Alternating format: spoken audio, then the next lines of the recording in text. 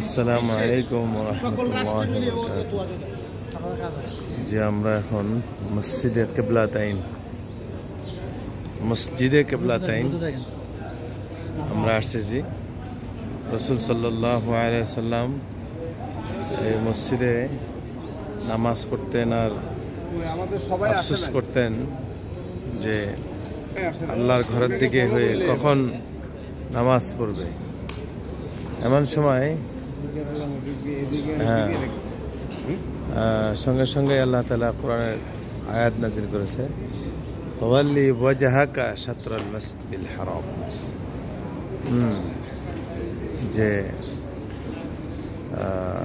আমার হাবিব আপনি এই মুহূর্তে কিবলা ফিরে কাবা শরীফের দিকে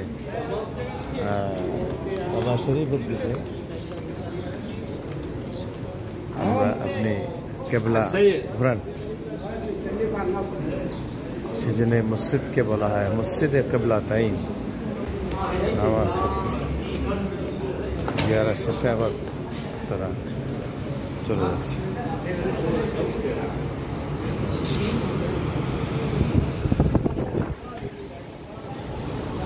মসজিদে কিবলাতাইন আমরা নামাজটা পড়ি।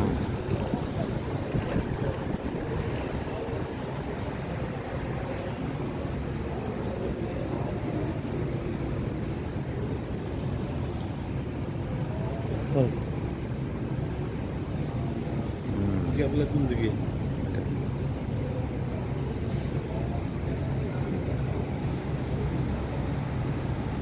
মসজিদে কিবলাতাইন নামাজ পড়তেছে।